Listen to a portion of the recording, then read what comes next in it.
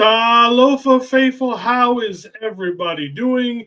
It's Friday night. We've got some football going on in about a little under an hour, and I've got some background noise. Let me turn that on. There we go. All right, so like I said, we got football in about an hour.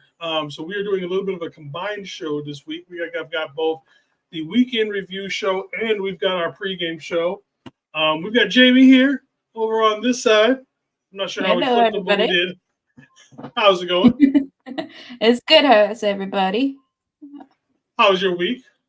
It's been pretty good, you know. Get ready for some football. Get closer to the regular season. And that's about it. Just same old. Yep.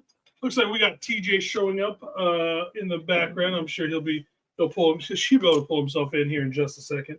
So it's finally a Friday. It's been a long week at work. Actually, it's been kind of long, but not at the same time because I've had my schedule cut short. Which means I'm just short on money. So, Let's see that. Come on, TJ, get in here, brother.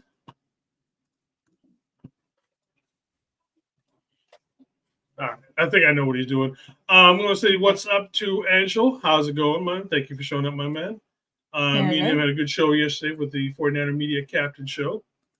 Nice. It's going to be every Thursday. Cool. All right. So it looks like TJ has left the building again. All right. So we'll let TJ get caught back up with this. As everybody knows, this is our drinking show, for an example. It's Friday. I know most of us work a Monday through Friday job, so we are done with our week. So this week, I am just drinking on some Twisted Tea, the original. Nice. Media said he went on IR. Nicely done, sir. Nicely done. No, I bet you because he came in late, I bet you because he always has to restart his router and everything right before he launches the show. So I bet you that's what he's busy doing right now. Yeah, more than likely. But yeah, so you got anything to sip on there, Jamie? I just have some soda, Dr. Pepper. I'm not a big alcohol drinker, but I'm a big soda person. So there. Yeah. All right, everybody. Cheers. The week is over. We got football here in a little bit. Let's go. Yeah, it's only 5% alcohol. I can drink about 90 of these things and not get drunk. We've got the McNiner in the house. How's it, my brother? And of course, when David shows up. Sorry ass man. So long. All right. I'm not sure how much more longer I can get with the what do you call it? Holding off until TJ gets in here. When we just get going, he just pops in when he's ready. Yeah, we can go ahead and get that started because, like I said, it's a little bit of a weird one. So I'm going to go ahead and pull up this. Sounds good. Oh, shoots. Actually, I've got to do something real quick. I got to move. Because of this new setup, I've got to move a few things around. No worries. You're good. There we go.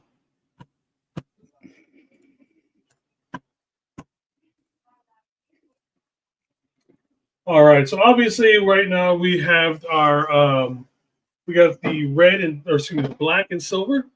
So we got War Machine going up there for the Raiders, and then we're gonna we also got the red and gold for Iron Man. So if the original. Let's see, Jason. We're gonna have to need that sound for our live so we can play it when David watches that show. Yeah, I think I can just download and send it over to you. It shouldn't be hard. Obviously, with this week, we do have both the week in review show and the pregame show. So it's kind of a little bit. We don't get shows on Fridays that often. So it's kind of it's a little bit of a weird one that we're doing this week because we're kind of combining both of them. We've kind of got to go a little bit faster than usual because I know everybody wants to go watch the game. So it's kind of like we have a very limited time. We have about a little under an hour. Yeah. So. All right, so let's get into it. This one's going to look weird, especially at first. Let's see. We got CarCast with his Under the Helmet pod. I act pulled to the game, and his new cut is you don't like the new? Yeah, I was kind of surprised. You haven't seen it, Jamie. I haven't yet. You got rid of the What did he do? He got rid of the dreads. Oh, really? Yeah, I want to say the picture I saw, it's maybe about 3 to 4 inches still, where he looked like he just picked it out, kind of a thing. But yeah, it's not the usual dreads and everything that we're used to seeing with him. So, I didn't see a picture, but I'll look later. It just came across, like literally right before you jumped in. I was going through Twitter and stuff like that. Also, it's because he was wearing all black, and he was over there talking to the Raiders coach, Antonio Pierce. So everybody's like, "Oh, that's gonna confirm he's gonna go into the Raiders." I'm like, "Oh my god, just stop this!" But he's there, at least. So, that is definitely. Right. I will say that is a good to whatever it is. That is, I think that's a decent sign that at least he's traveling with the team and he's there. Yeah. So. What is up, Uso? How is it? Sole684 showing up. Thank you, brother.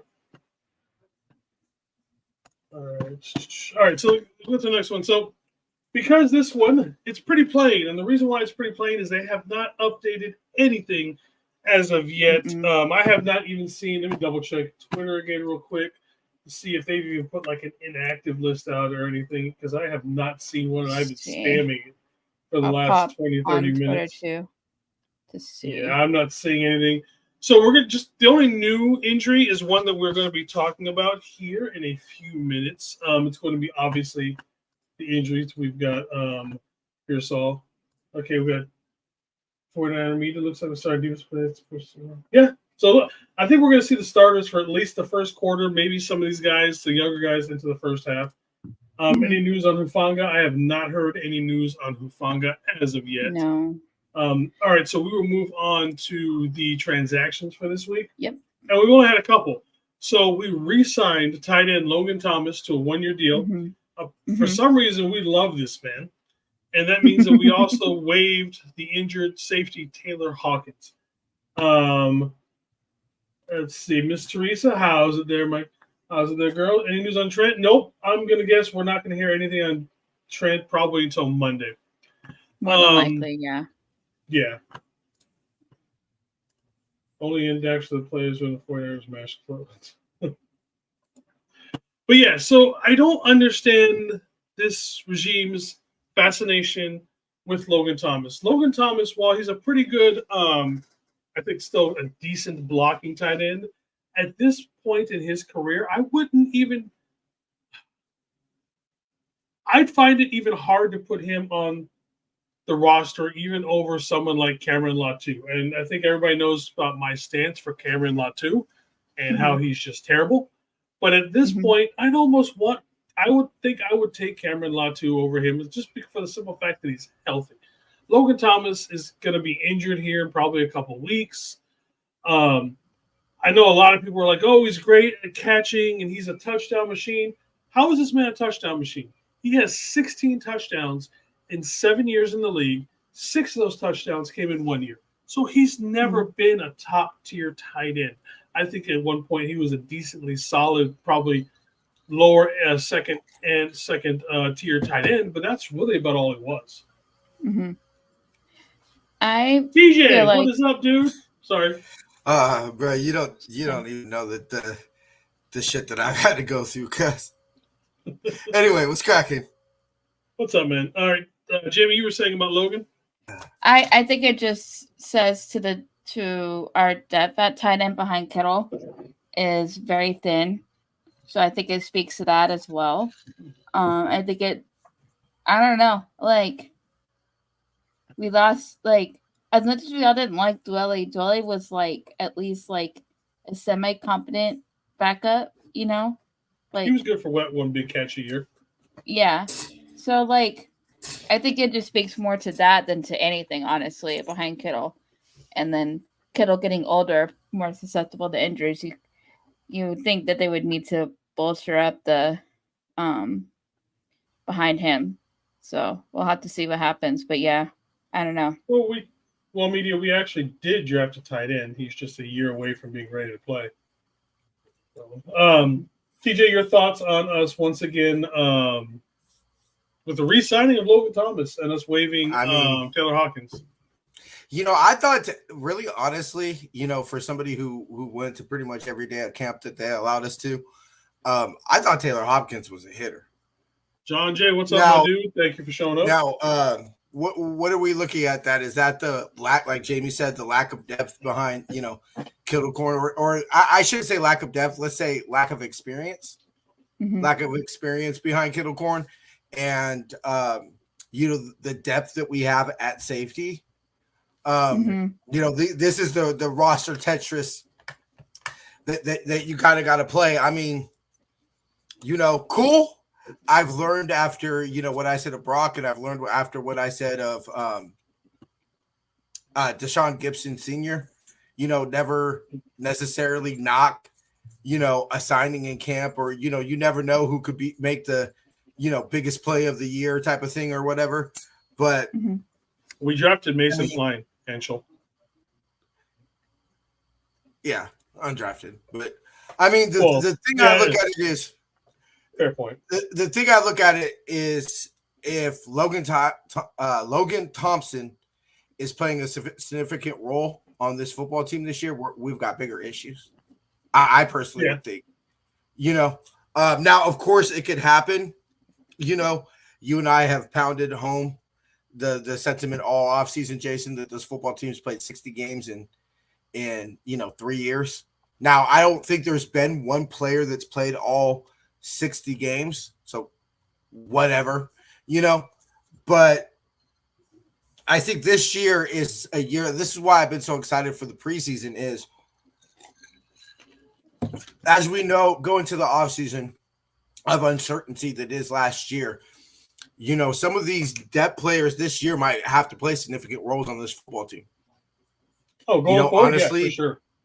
We might see some Niners future starters, playing in the second, third quarter of this. I doubt the fourth quarter, but the second, third quarter of this football game, I mean, we might see people who are making significant snaps. I mean, I know. Oh yeah, everybody's a lot of those guys will be playing and starting next year. Definitely. I mean, shit. Next year, try second half of this year. Honestly. So, I mean, cool. How's it, Steve-O? So, I know BA is in the building. I believe that's probably what Steve-O was talking about. He cut his hair.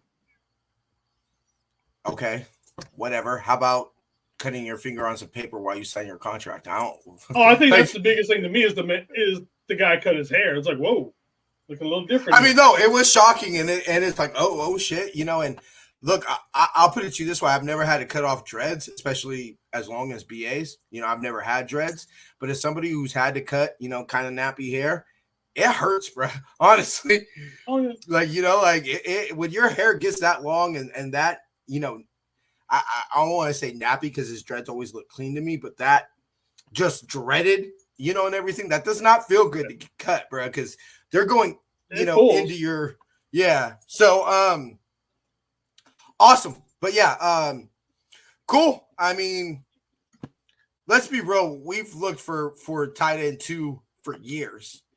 Kind of maybe shows the more luck that we got George Kittle than some type of scouting or.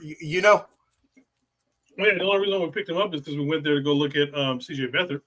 Yeah, I mean, look, that goes back to one of the most famous stories of Niner history of the fact that Bill Walsh didn't go to Clemson to look at Dwight Clark. He came to look at their quarterback, and Dwight happened to be in the house and answered a phone call when they were looking for a receiver to catch. Imagine if Dwight just said, I'm going to go shoot some hoops or something, Yeah. What Niner history would be like. So anyway.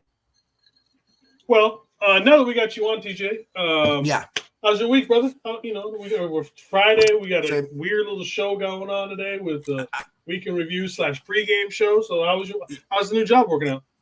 Yeah, it's going all right. I went ahead and started on yesterday. God, my days are so mixed up. But yeah, I went and started yesterday. Supposed to start back this week, so we'll see how everything's going. Kenny? It's cracking, Kenny. It's selling car wash memberships. So it is what it is. I figured at the end of the day, they say the number one skill of any entrepreneur is sales. So I figured if I can work here 6 months, a year, maybe become a little bit of a better salesman that, it'll pay dividends down the road. And it's just been a weird week, I guess, maybe because of the turnaround or anything. Because even my girl walked in and she saw me in all my Niner gear and everything. She goes, "Wait, babe, there's a game today?" And I said, "Yeah." She goes, and it just like totally threw her off. And she was like, "Whoa." I was like, "Yeah, the preseason can get a little weird." She goes, "What time?" And she looked and she goes, "What time does it start?" And I said, 7:00. And she goes, "Damn, what are they, hockey?" I said, "Right." I was like, I mean, pretty much right after I tell you what's up with the pregame or postgame and everything, Jamie, me and my girl are probably going to smoke and start, or at least she is going to start, smoking and wind down for bed. That's kind of always a little weird feeling that, I'm going to bed right after a Niner game, but yeah. So what you drinking on? Just a Henny sour. I thought to bring it back to the usual. I'm back to the twisted tea. So cheers, my brother. Cheers, bro. No, it's not quite what it was, when they were here in the Bay and everything like that. But obviously, I've gotten some text messages. No bets, mysteriously. Nobody's wanted to bet. It's preseason, man. But, I mean, betting on games. That didn't stop. That didn't stop my boy Dookie, bro. Your boy won 200 on a preseason game. You know what I'm saying? So that didn't stop my boy Dookie. Yeah, what a cool 200 on a when they were here the last time, the first time they came here as the Vegas Raiders. Yeah. Yeah, that's actually the game that we ended up. We were both there, and we ended up betting. Some alcohol might have influenced that bet, but your boy came out $200 richer. So hey, but no, I thought I'd bring out the Hennessy because, as though I wouldn't necessarily consider it a rivalry. Especially with how much the players change over nowadays. How many players stay in it long enough to feel like the part of the Bay Area community, type of thing. But it's weird because, geographically it's not a rivalry. We've never been in the same conference or anything, but it's still lightweight, a little bit of a rivalry because it's like, I'm not looking forward to those text messages tomorrow. Like it's still a game. Like, bro, I don't really want to lose this game necessarily, Hence the reason normally road games I wear black, and I just felt like last year I did it, and I was like, I just felt so weird, like, bro, I'm wearing black when the Niners are playing the Raiders, and like, it just felt weird. So I had to bust out the throwback Nick Bosa. All right, so we're gonna move into the next one. As far as you were doing your stuff, getting ready to get on TJ. They haven't put out like a list for a new injury list or anything like that, so there really isn't there. That said, there is one injury that I do believe that I want to have a conversation about, and it is obviously the one. Yep, it is obviously the one concerning Ricky Pearsall. And I heard this live this morning. I was driving around with my clients this morning, and I heard him talk about it. And he's basically saying Pearsall, this is from Mike Silver, has had a shoulder thing that is now reoccurring, and I think worrying over the longhouse, something that the team knew before they drafted him, and they hoping they wouldn't be a thing. My thing is, and I'm like, motherfucker, did we just waste another first-round draft pick on somebody who was injured before? Now, it could be a thing. It could disappear, and he could be fine. And none of this, by the way, goes against the fact that it's not a disparaging thing versus Ricky Pearsall in any sort of way. This is the fact is that we had chances to possibly get a receivers. Adonai Mitchell was still available. Xavier Worthy was still up there. I was about to say, was it Worthy available still? Yep, Worthy was still there. We could have also traded. We also could have picked for Kingsley Suamataia. There's guys there who didn't have any sort of issues, but then we're still going there. And yes, let's see. Bosa was injured before Kinlaw too, exactly. But like media says right here, Bosa's Bosa. Bosa's a freak of nature. That whole family is a freak of nature. But we're going into a year where we have not necessarily holes everywhere, but we had spots that we needed to fill. And instead of getting somebody who probably would have been like a day one starter, had we gotten Kingsley, he would have been a day one starter. Okay, you want to get wide receiver? We just named off 2 receivers, that were Frazier. already. I'm sorry. I said Zach Frazier. Yeah, Zach Frazier. So Because I mean, again, it's why are we so fucking terrible when it comes to first round draft picks? What is it about? It's like, would we be talking about this had this been a 3rd, 4th, 5th, 6th round draft pick? No, we would not. If this is Jacob Cowing. Yeah, if this is Jacob Cowie, that would have been like the perfect spot to pick up an injured, someone who's coming over an injured thing. But you were talking about your first round draft pick. Yes, it was the end of the first round, but still, I'm not drafting somebody at that spot unless you are an immediate help that season, or there's at the very least you're not coming off of some sort of an injury, besides like a twisted ankle. At that, you know what I mean? So, Jamie, your thoughts on this whole thing going on with Ricky Pearsall? Well, I mean, this makes training camp make a lot more sense now because I feel like we were all kind of, at least for me, like we all thought he was pretty healthy, and then like he didn't really he didn't even start like the first day, right? I can't even remember. No, to be honest. no, it was with the hamstring. Yeah, yep, that's right. With the hamstring to the shoulder. That's right. Yeah, so this is just like it sucks. I don't know why this team has a fascination with drafting injured players because of their their possible what's the word? Like they see like the possibility and they want to take the risk on an injured player, What's up, Terradome? How's it, my brother? Thank you for showing up. And it's just I don't get why. I mean, and the crazy thing is he's actually like when he has practiced a couple of times during training camp, people say he looks pretty good. He does. So good. Like when I think that's at least there's like that lining. Like hopefully this is just something that he just has to stay out for a little bit, and then he can come back and work his way back in. But like the fact that he's already had the hamstring and then the shoulder thing is a little bit concerning. Yeah. But I mean, it's look, and I want to say this up front. No, I'm a Gators fan. My dad went to Florida. Nobody wants Ricky Pearsall to succeed more than me. That is my ultimate dream to have a Gator become like a superstar Niner. That's my ultimate dream, bro.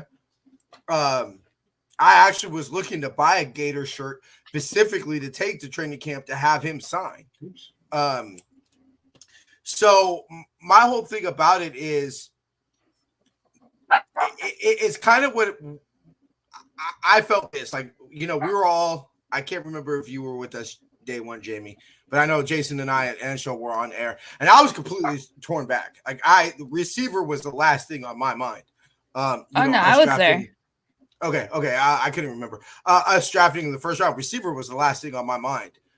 And to me, minus the BA situation, Juwan Jennings look fine in camp. Jacob Cowie's look fine when he's been there.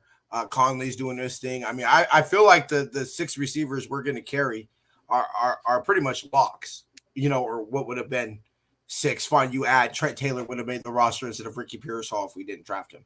I think the receivers, truthfully, and the reason I brought up Zach Frazier is because I feel like low-key something nobody's talking about. Jake Brendel has not been great at snapping the ball. And that's something that I feel like everybody's kind of just brushing over. Like Jake Brendel wasn't, I hate to say this, but like he's starting to look like a little bit like a one-year wonder. The man's not necessarily talk about that. A rookie. The man's not necessarily a rookie out there. So if you look at the back of Jake Brendel's football card, it's starting to look like 2022 was the outlier versus something that they mysteriously discovered, late in his career. And so you got Zach Frazier, who, for the most part, anybody that I read to was a top consensus, top 5, offensive lineman and everything like that. And I've given Kyle and John a lot of credit when I said, I feel like them as the people responsible for constructing this roster, they're not blind. like generally speaking, the issues we've seen with the football team have been the issues we generally address in the offseason. This is the one where I'm starting to, did you think too cute? Did you try to, obviously with the BA situation, did you try to get a year ahead? I think that's kind of, we seem to be in this weird position where we're going all in 24 while keeping an eye towards 2025. And I felt like that's kind of caused some discombobulatingness. And, Ricky Pearsall, it's so weird because, Jason and I have worked so hard not to be like, oh my God, here we go again, 2020 all over again, and everything like that. But it just does feel like this weird haze over the team. And little stories and little things are popping up that I'm not, if we were a younger football team without as much veteran leadership as we have, I'd be a little bit more concerned, about things becoming a distraction. I feel that, like if we had won the Super Bowl last year, I feel like these things could derail things. But the fact that we got bigger things to worry about than BA cutting his hair, how about actually winning a championship, But yeah, I don't know. And it seemed like they turned the page. Like last year, they went out and they specifically said, no, we're looking for people who play. We're not looking at, oh my God, in the 6 games he played in college because he was hurt all the other games, he looked amazing. No, like it was actually looking like people. And then I didn't know this. I mean, as far as I knew, and Jason has been saying, he didn't miss a game in college. So for this weird, mysterious shoulder thing popping up, that kind of came out of left field. And it hasn't been played. Like, he's looked fine. I know a lot of people have been, Dante Pettis. No, if we could get Ricky Pearsall on the field, he will be more productive than Dante Pettis. He will be that. He has looked too good to be Dante Pettis. But I said this earlier in the chat when Jason first shared the tweet with us, the Rob Guerrera tweet. IR stash. I mean, is because we keep on hearing that it feels that way. We keep on hearing that it's close and he's working hard and all these things, but we're not seeing the results. Like, he's not coming to practice. Oh, we expect him back next week. Last week Kyle said we expect him next week. Okay, well, next week's here and he's not on the field. Next week has been like 4 weeks ago. I'm saying, what didn't it start off day to day? So I wonder if the team's maybe preparing us for something, and knows that the backlash is coming. Like Terradome says over here, man, it feels like we're just getting set up for a bunch of excuses and exceptions. And like I said, I don't think it's just you, Terradome. I really don't. All right, so I think we've hit up all that stuff. Yeah. Let's get to some positive shit. Let's talk about the game today. Yeah, we are facing them old school Raiders, now led by Gardner Minshew. And I'm not gonna lie, I love me some Gardner Minshew. I would find it necessary as a backup. Dude, Gardner Minshew to me probably is the perfect fit for a Raider right now with how he acts and everything like that. I'm sorry, like if he was a Niner, he'd probably be easily my favorite Niner right now. Watching him play over at Wazoo, and then since he's been a pro, this is one guy where you could definitely tell the dude's out there just loving life. He's an NFL quarterback. Yeah, he's been bounced around. I think that the Raiders are his 3rd or 4th team right now. He don't give a damn. He's having a good old time, just out there being goofy, playing, I think, some decent football at times. So yeah, we got the Raiders this year, who also are coming in with a new head coach in Antonio Pierce. Some of you guys might remember him. I do like Antonio Pierce. I remember him back from the days of the Giants and all those, man. Mm-hmm. He was a hard-nosed hitting man back in the day. So I like. Oh, go ahead. I've been slowly watching receiver. Kind of trying to I'm interested. I want to watch it, but I know what's coming. At the end. and I'm not prepared for that. That's actually why I think one of the best things for us, like you and I, Jason, we're superstitions, we're vibes, we're bad juju type of people. And I think that's very appropriate that we returned to the scene of the crime last February to kind of put 2023 officially behind us and move into 2020. Like, okay, it's officially 2024, but I think that's very poetic and appropriate that we're going back to Alliance Stadium. That I think it'll be very good, very cleansing.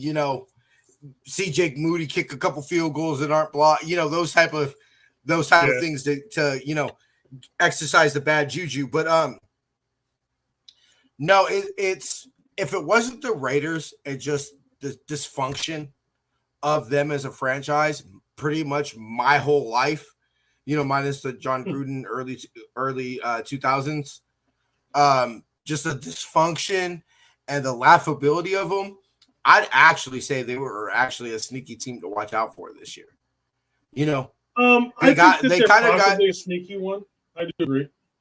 They got that whole us against the world. Nobody believes in us. A new young head coach.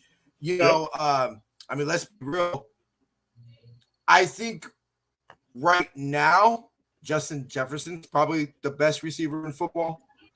But if you ask me right now,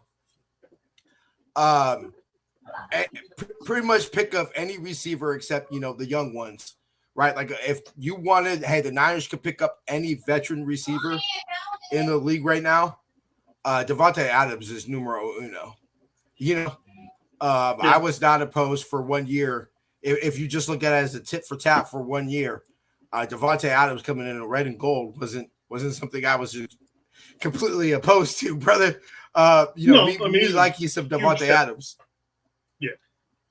Let's be real. We would win that like in the short term, not just a straight up BA for Devontae Adams trade. In the short term, I believe that Niners win that trade. Long term, Niners lose that trade. Let's be real. Devontae BA is going to be more productive for longer than Devontae Adams, but in the short term, Niners definitely win that trade.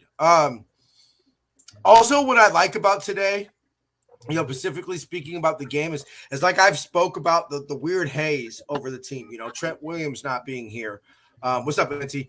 Trent Williams not being here. BA not being here. The whole last dance and the pressure that comes. I just watched Swamp Kings. It was a kind of like a documentary about the Tebow Gators and everything, and they talked about the pressure. Yeah, I've seen it. Yep. Yeah, they talked about the pressure going in. I remember these. This is like my 21, 22, 23 Gator season. So I was getting very emotional because I remember these games as a young Gators fan. But he talked about the pressure of 2009, after it was, the slight ascenting of Alabama versus Florida, the team, defending national champions. And that kind of haze that was over the team. I think what I'm most excited about tonight, and I think that the football world kind of seemed to forgot about, is we're a damn good football team. So you say, hey, T, what do you want out of the third preseason game? Besides seeing some rookies, besides, seeing some, people fighting for the squad. I mean, sometimes I feel like this is the best football we get just because you're fighting for people for their lifelong dreams. There are people out there that are going to play for the fourth quarter that are fighting for their dream. They're either about to be making, $40,000 as a security guard or, multi-millions of dollars, it'll be top ramen and Spam or filet mignon, kind of situation. All right. And that's what I'm most looking about. Ryan was asking. So Ryan, I've got some mead going into this season. This is mead that is made with ghost pepper. So it's a nice smooth mead, but then you've got that little taste of ghost pepper at the end of it. And then the mead that I am saving for me and TJ when TJ gets here, this is the Mueller. This is mead that is made in whiskey barrels. So obviously it's not whiskey, but it's mead. And because it was made in a whiskey barrel, it's almost got like a taste of and the smell the same as whiskey. It's something. By the way, my girl. They make By it the way, here my in girl's pretty Washington. fired out about it. My girl's pretty fired up to. She wanted me to ask you. You go to Ren fairs, don't you, bro? I haven't gone in a few years, but I have gone to a few run fairs.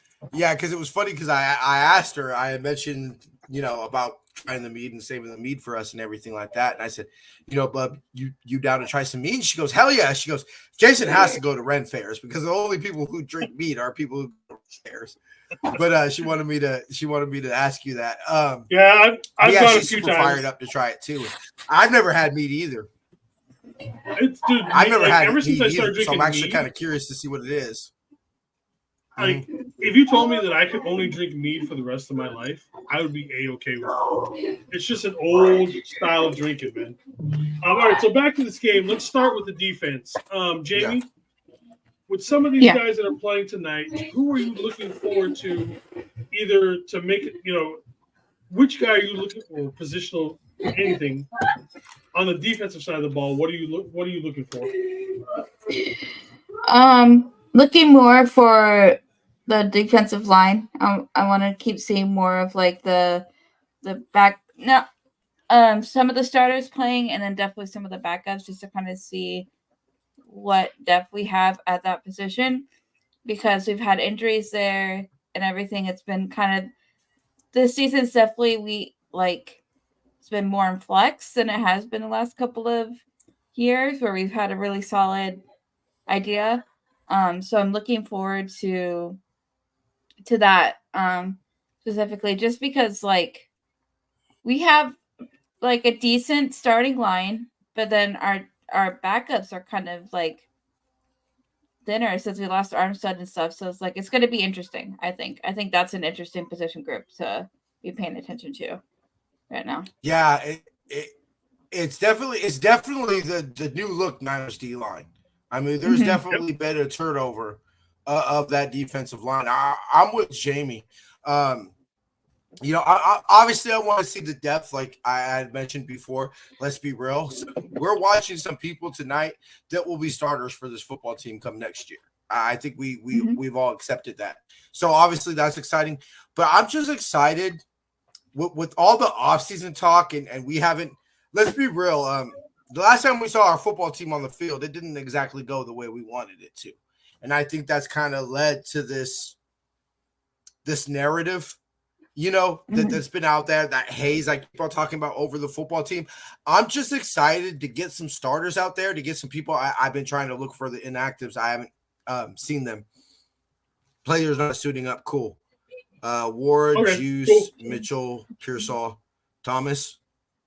Okay. Cool. Awesome. So, I'm excited to sit there and kind of show the football world. I honestly kind of was too. Because he's looked great in camp. We're getting prime Debo this year, which I think favors pretty damn good for the red and gold. But that's what I'm excited the most, is to not have some things that have nothing to do with the off field, and get to talk to do on the field, and my hope is to be reminded, oh yeah, we were the number one seed in the NFC last year. We were the best team for majority of the year in football last year. Let's say minus the last quarter and a half of the Super Bowl, including overtime, probably where you would argue maybe we weren't the best overall. So that's what I'm most excited about too, is to get over this bullshit, get over this noise, and come out and show not only the empire, but the rest of the football world. Now, the Niners are still that team, bro. We still got number 97 lined up behind number 97 is number 54. We still got number 13, even though we won't see him play today. We got number 23, number 1, aka last year, number 19. We got some players out there. Number 85, and it kind of just put our mind at ease, because let's be real, the last time we saw George Kittle on a football field, he didn't look the greatest. All right, so we're going to push forward. So I'm going to give you for me, defensive. I also agree with the defensive stuff. I want to see some someone like Evan Anderson hopefully make this team. We still need a big body dude to make some sort of a presence up in the middle of that defensive line. We still don't. Who's going to be our run stopper? Who's going to plug holes up the line? We got about 20 minutes before the game. So on the offensive side of the ball, TJ, who are you looking forward to? What are you looking forward to for the offensive side as far as what's going to be going on? Because it looks like we're probably going to be getting our starters. I'm hoping about a quarter, no more. Kyle said up to half. I mean, okay. But if we start scoring, if we have like one long drive, get them out of there. Sorry, get them out of there. Yeah. I'm with you, bro. Like, if it looks good. I want number 13. Like, it's clear that a lot of our dealings of this offseason with certain players that we've talked about enough that we know who we're talking about has been with the idea of that man right there is going to have to get paid next offseason. I'm looking forward for him reminding us why. Why we're so confident, why it's just, we're going to say, Brock's going to make $65 million. Why we're saying all these things with such confidence and conviction. I think seeing number 13, especially without a Trent Williams, especially without a BA, especially without a CMC, because let's be real, we'll have CMC next year, but let's be real, that's what this football team might look like next year. We're a Trent retirement and whatever goes on with BA away from a lot of what we see tonight being the Niners starting offense next season. So I'm excited to see number 13 get in a rhythm and look like the quarterback that had us captivated. Jamie? I feel the same way. Looking forward to seeing Purdy play with more of the offense out there too, as well. And then just looking to see more of the O-line as well. And then just also seeing more of the receivers too, as since just curious about that. So, just kind of all around. I think it's going to be very interesting. This game, especially getting more of it, since there's very limited last week of the starters playing, seeing more of them play and just getting a kind of more of a better idea of what the offense is actually going to look like. We won't see everything, but like just seeing just a little bit more, little bit more before the regular season. The thing number one thing, health. Yeah, definitely. Health. Like, that's number one thing I want to see today. The one thing I'm really excited for today is I cannot wait to see some Garendo today, some Isaac Garendo. I want to see him get a ton of touches. I want to see what he can do in the run game. He was the guy that I was thinking that he'd be a very good possibility for our return man, and I want to see if maybe I was right or wrong on that. At the very least, I think it should be him. Whoever is back there, say Cowling is the one back there returning kicks. I think Garendo should be the one in front of him blocking, and that it should not be Ronnie Bell that's out there. I'd like to see what happens as far as the receivers go. I don't see anything happening from Ronnie Bell or Danny Gray, but I would like to see something come out of like a Conley solidify himself as the 5th, 6th receiver coming up. Yeah. Maybe even a Tay. I have more faith in Tay Martin right now than I do for Bell or Gray. So those are some of the guys that I am looking forward to seeing tonight. Obviously, nobody get hurt. We're going to see a very plain. Has anybody seen if it's going to be Kubiak calling plays again, or is Kyle going to call plays tonight? I haven't heard anything. Normally, we don't see that until the game starts, right? Yeah, I haven't heard. When did we find out? We found out pretty quick once the game started for the Tennessee game, but I don't remember for the. Yeah, I just don't know if anybody said anything. Yeah, I didn't necessarily catch 100% of the pregame. I'm pretty sure that they talked about it, but I haven't heard anything.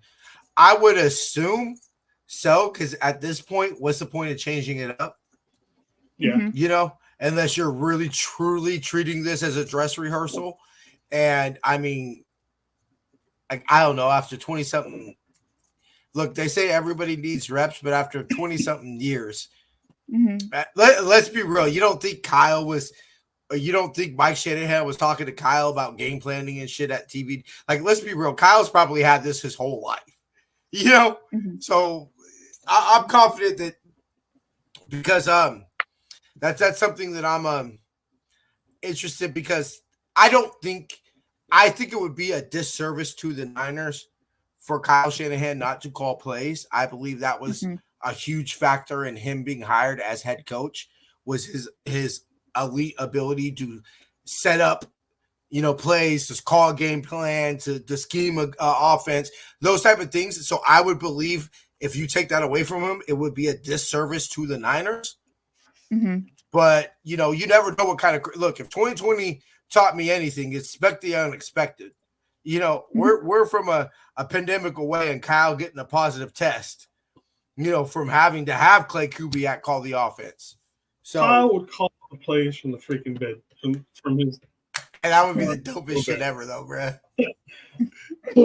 All right, so we have the game starting in 15 minutes, so let's go ahead and get out of here. What do you guys say?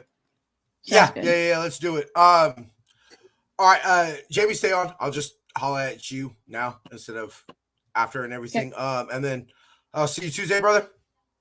No, I'm actually going to be on for the halftime show, so make sure to jump back over here for everything. I will be doing the halftime show. The halftime show does start at the 2-minute warning. 2-minute warning. And then, Jamie, you are going to be going on later on or after the game, correct? Yeah, I'll be going on probably give me like 5-10 minutes after the game's over. I'll probably be on, more likely. All right, then. All right, so you're there. Like I said, I'll be here for the halftime show. Jamie will be here for afterwards. Again, everybody, enjoy your weekend. We have the Raiders game coming up here in a few minutes. Thank you, everybody who has shown up and talked to us.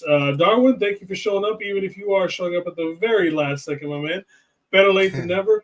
All right, everybody, 5 for Ty, Telly Lava, one love. Deuces. Bye.